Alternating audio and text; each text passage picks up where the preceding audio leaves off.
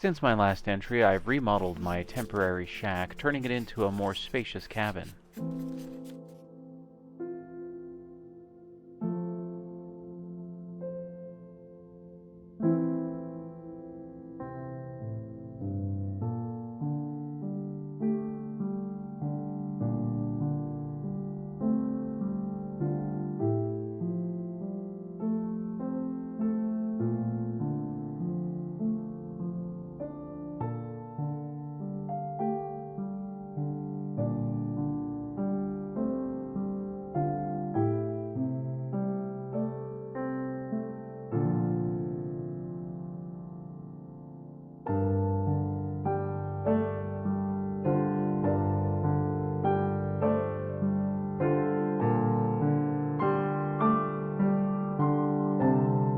After the remodel, I set up a vertical mine shaft to gain access to the deeper recesses of the earth, where the most precious and useful resources can be found.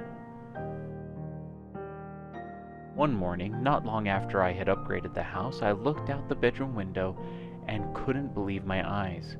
There were people in the distance, climbing along the hill west of my house.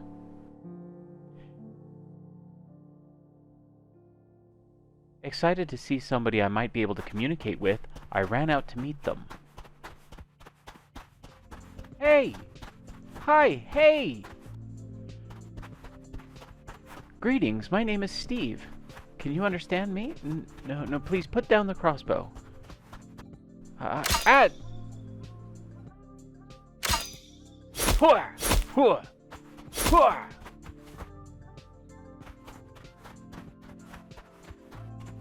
Look, I don't want to hurt you. I just want to talk.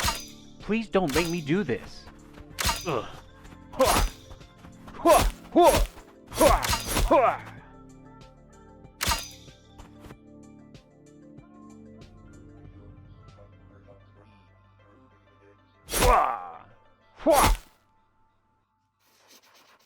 Unfortunately, my first encounter with intelligent people in this future land was one of misunderstanding and violence.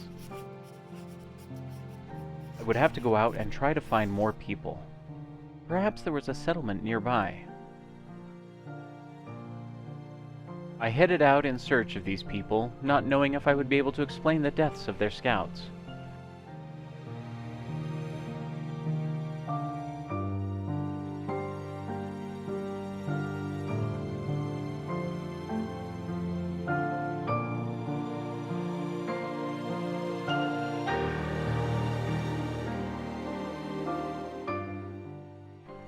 I traveled for many days and nights, worried that the friends and families of those I'd killed would seek vengeance.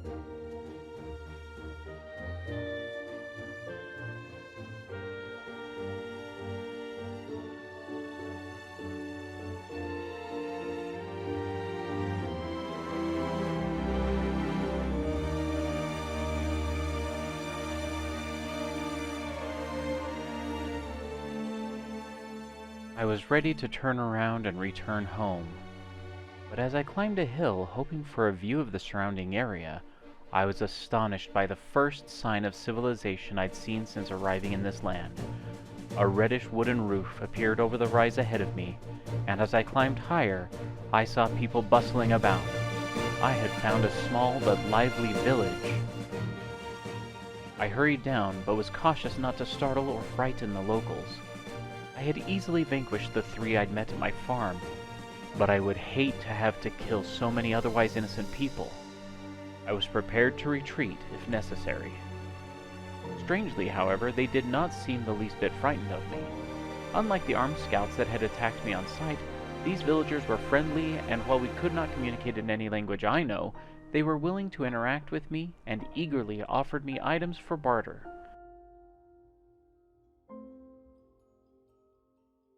Their streets are patrolled by a massive, polished iron automaton, a marvel of technology seemingly out of place in this rural and unsophisticated society.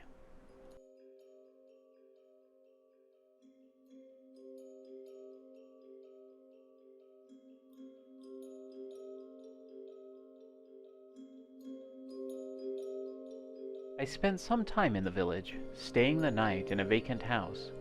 I would need to learn their language. Perhaps in time somebody will be able to provide me clues about where I might find the facility. It should, of course, still exist in this time, as it was built to last for millennia. I think of these villagers as people, as the calamity-mutated evolutionary descendants of humanity. Though physically they have less in common with humans than the zombies I've encountered do. Despite their general humanness and the existence of the Iron Golem, their intelligence is noticeably subhuman.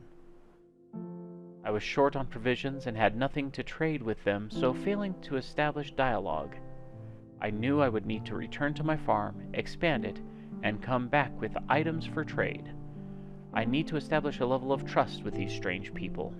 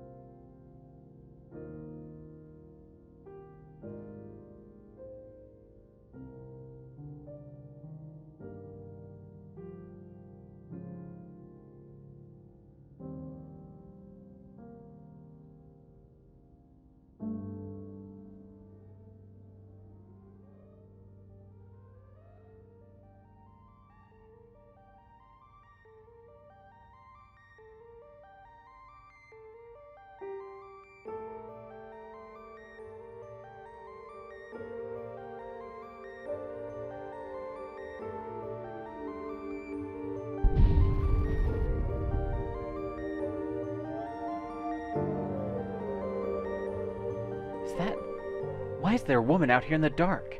She'll be killed. Stay down, ma'am, I'm coming.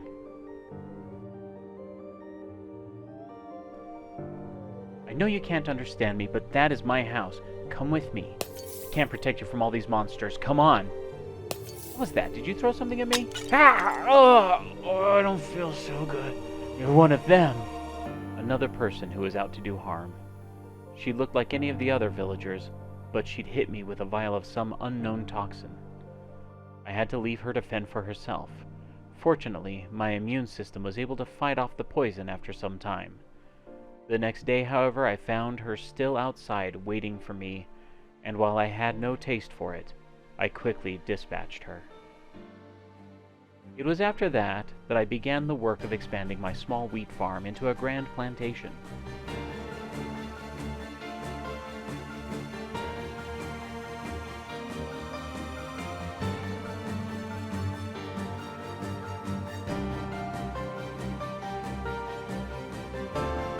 While I labored, I was taken by surprise once by an assault from wandering scouts wearing the same livery as the original three I'd encountered before.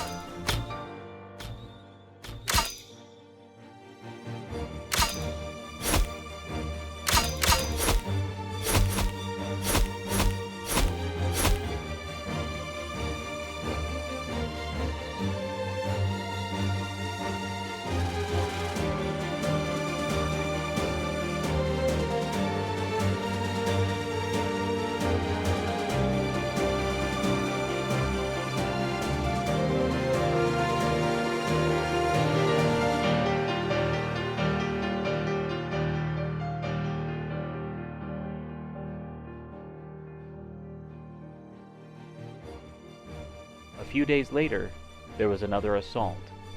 I don't believe these nomads are associated with the peaceful trading villagers I had met on my sojourn, as these people are bent on violence and destruction.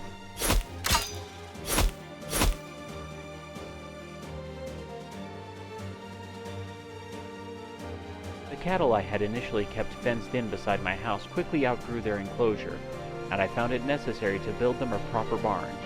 While I don't know when I'll be returning to the village, I am putting together some tests, some experiments, and I am interested to gain better, fuller understanding of their language and ways. Soon I will build a laboratory and research station to help me better understand the changes that have occurred since the calamity.